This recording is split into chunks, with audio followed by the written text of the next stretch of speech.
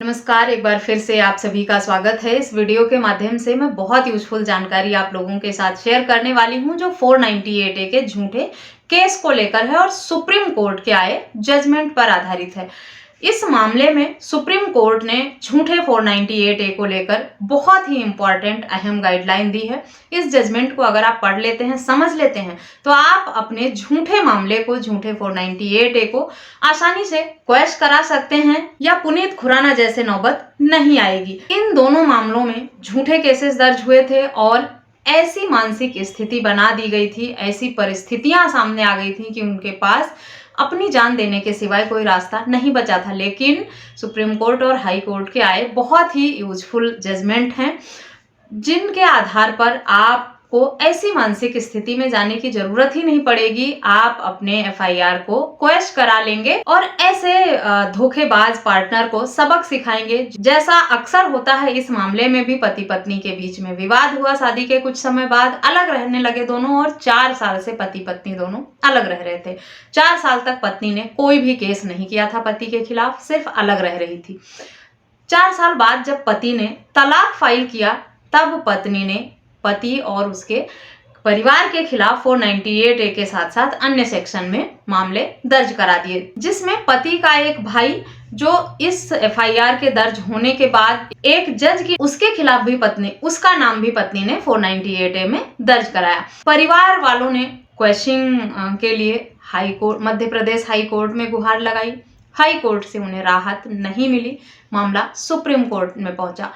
Supreme court ने सभी तर्क तथ्यों को देखते हुए ये पाया कि पति पत्नी के बीच में जब विवाद हुआ, अलग रहने लगे, 4 साल से दोनों अलग रह रहे थे। पत्नी को कोई क्रूएल्टी नजर नहीं आई, कोई प्रताड़ना नजर नहीं आई, लेकिन जैसे ही पति ने तलाक की मांग की, पत्नी को प्रताड़ना और 498A याद आने लगा और उसने उस पति और ससुराल वालों के खिलाफ इस तरह का मामला दर्ज करा दिया। पहला पॉइंट ये था इस एफआईआर को क्वैश करने के लिए। दूसरा ये देखा सुप्रीम कोर्ट ने कि जो भी आरोप पत्नी द्वारा लगाए गए हैं वो सारे सामान्य आरोप हैं, वो 498A की श्रेणी में आने वाले जो आरोप होते हैं वो है कि नहीं।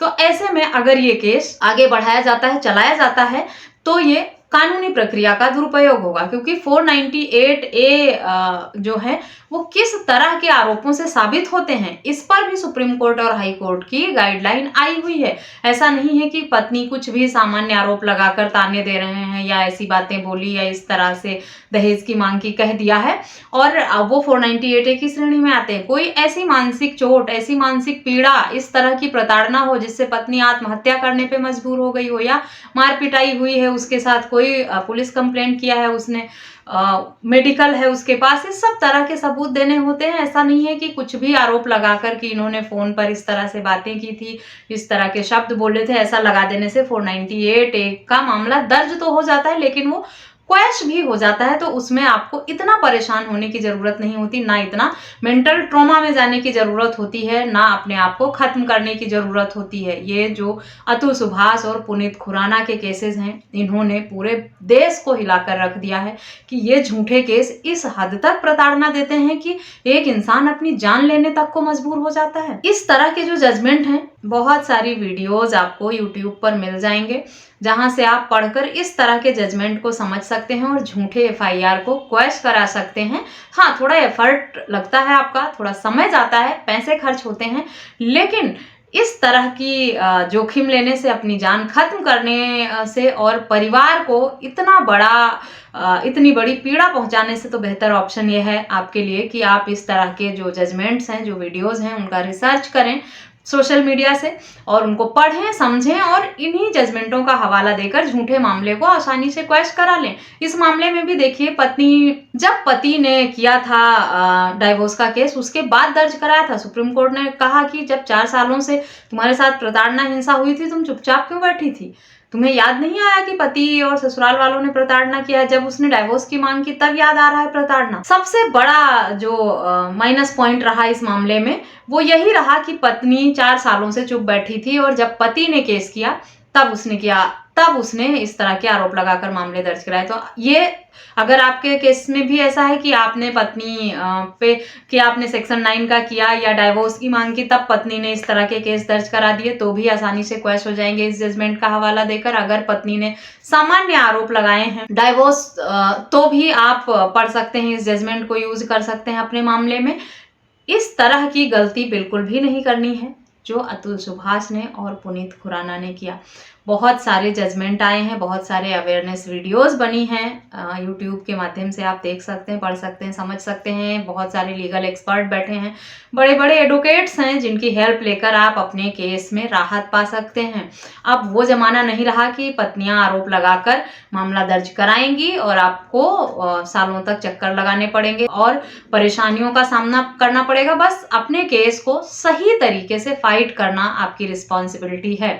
कोर्ट को नहीं पता सच क्या है झूठ क्या है, आप ही अपनी बात को कोर्ट के समक्ष सही तरीके से अगर रख ले जाते हैं, अपनी बात कोर्ट को बता पाते हैं, सही से समझा पाते हैं, तो आपके हक में ही फैसला होता है। इस मामले में भी देख लीजिए कि पति ने कहा 4 साल तक जब ये अलग रह रही थी तब प्रताड़ना हिंसा नहीं हुई थी, और जब मैंने डाइवोर्स की मांग की तो इसको ये सब याद आ रहा है। इस मामले में पति को डाइवोर्स भी मिल गया था। तो अगर आप अपने पार्टनर से प्रताड़ित हैं तो परेशान होने की जरूरत नहीं है, झूठे केसेज से डरने की जरूरत नहीं है और अपना मानसिक संतुलन बिगाड़ने की भी जरूरत नहीं है। बस इस जजमेंट को पढ़ लें, समझ लें। इस तरह के और भी बहुत सारे जजमेंट्स आए हैं सुप्रीम कोर्ट के, कई सारी गाइडलाइन आई हैं जिस पर मैंने भी वीडियोस बना रखी है, तो चैनल की प्लेलिस्ट में जाकर सारी वीडियोस को एक एक करके देख सकते हैं। और झूठे FIR, झूठे 498A और जो क्रिमिनल केसेस पत्नियों द्वारा दर्ज कराए जाते हैं उनमें राहत पाने का विकल्प ढूंढें।